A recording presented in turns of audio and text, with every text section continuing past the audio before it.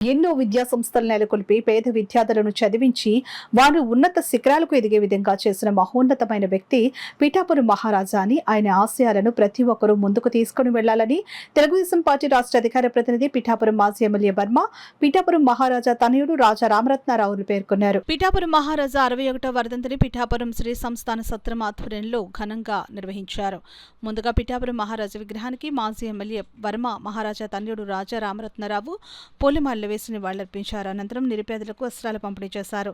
అనంతరం భారీ అన్నదాన కార్యక్రమాన్ని నిర్వహించారు. ఈ సందర్భంగా శ్రీ సంస్థాన సత్రం ఈవోజీ శివబాబు మాజీ ఎమ్మెల్యే వర్మను రాజా రామరత్నారావును ఘనంగా సత్కరించారు. అనంతరం మాజీ ఎమ్మెల్యే వర్మ రాజా రామరత్నారావు ఈవో శివబాబు మీడియాతో మాట్లాడారు.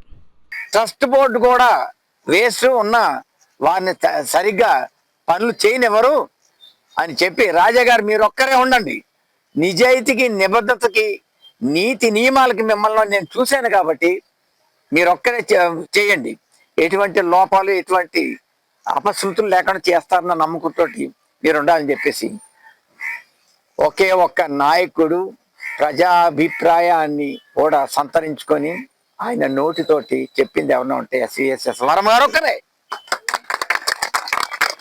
సభాముఖంగా మీ ప్రజాముఖంగా నేను చెప్తున్నది ఇది ఆయన పొగట్టం కోసం కాదు, నిజంగా ఆయన ఎథిక్స్ కి నిలబడి వ్యక్తి కాబట్టే నన్ను ఒక్కడిని నిలబెట్టారు.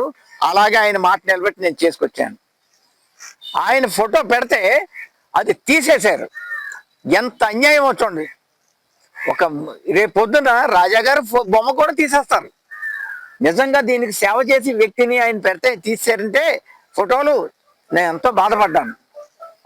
తదుపరి గవర్నమెంట్ ఏదేమైనా కానీ ఈ సందర్భంగా ఆయన మా ఆహ్వానాన్ని మన్నించి వచ్చి మీ అందరికీ బట్టలు మరి భోజన సదుపాయాలు అన్ని చేస్తున్నారు కాబట్టి మరి ప్రత్యేకమైన కృతజ్ఞతలు చెప్పుకుంటూ, ముఖ్యంగా మీడియా వారికి, ఎందుకంటే వారు ముఖ్యం ఎవరేమైనా వారు మటుకు ఎటువంటి ప్రలోభాలకి లొంగకుండా ఉన్న నిజాయితీకి నీతికి నిలబడి ఆయన ఉన్న మరి నిజమైన వార్తలు వారు చేస్తున్నారు.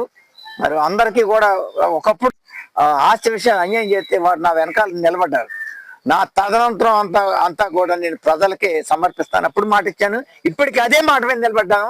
మా నాన్నగారు అడుగుజాలు నడిచి తీరుతాను.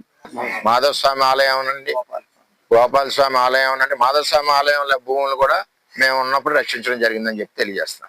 ఈ విధంగా ఏదైతే మంచి ఆలోచనతో ఇచ్చారో రాజావారు, వారి ఆలోచనలు నిలబెట్టాలంటే మనం స్థానికంగా ప్రజలకు ఎన్నుకోబడిన వాళ్ళు ఎవరున్నా సరే వాటిని కాపాడవలసిన బాధ్యత, కుటుంబాన్ని గౌరవించవలసిన బాధ్యత ఉందని తెలియజేస్తూ, మరి వారి యొక్క కుటుంబానికి ఇక్కడే కాదు యావత్ దేశవ్యాప్తంగా మంచి పేరు ఉంది. ఎక్కడ చూసినా సరే, ఇప్పుడు కాకినాడ వెళ్తే ఎక్కడికి వెళ్ళినా పిఠాపురం రాజా డిగ్రీ కాలేజీ, అలాగే రంగరాయ మెడికల్ కాలేజ్ భూ అంతా కూడా పిఠాపురం రాజా గారిది. అలాగే అక్కడ మన ఈ గుడి ఉంది, ఏది భావనారాయణ స్వామి గుడి కూడా రాజాగారు కట్టించింది. ఈ విధంగా చేసుకుని వచ్చారు.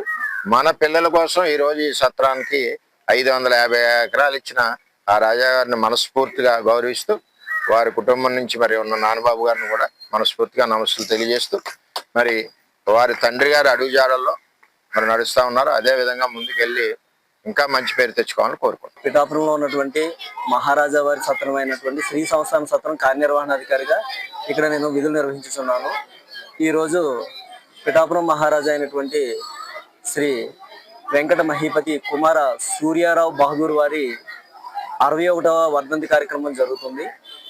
ఈ వర్ధంతి కార్యక్రమం నాడు పేదలకి వస్త్రదానము, అన్నదాన కార్యక్రమాలు ఇక్కడ జరగడం జరుగుతుంది.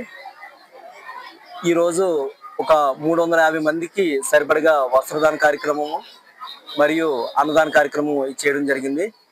దేవాదాయ ధర్మాదాయ శాఖ ఉన్నతాధికారుల ఆదేశాల మేరకు, మహారాజా వారి యొక్క ఆశయం మేరకు, తర్వాత ఇక్కడ ఉన్నటువంటి పెద్దలైనటువంటి శ్రీ ఎస్విఎస్ఎన్ వర్మ గారు ఈ కార్యక్రమంలో పాల్గొనడం జరిగింది. అదేవిధంగా జనసేన నాయకులు శ్రీ తుమ్మల బాబు గారు కూడా ఈ కార్యక్రమాన్ని జయప్రదం చేయడం జరిగింది. ఈ కార్యక్రమంలో ముఖ్య అతిథిగా పిఠాపురం మహారాజా వారి తనయులు శ్రీ రత్నాకర్ బహదూర్ గారు కూడా ఇచ్చేసి ఈ కార్యక్రమంలో పాల్గొని ఈ కార్యక్రమాన్ని జయప్రదం చేయడం జరిగింది.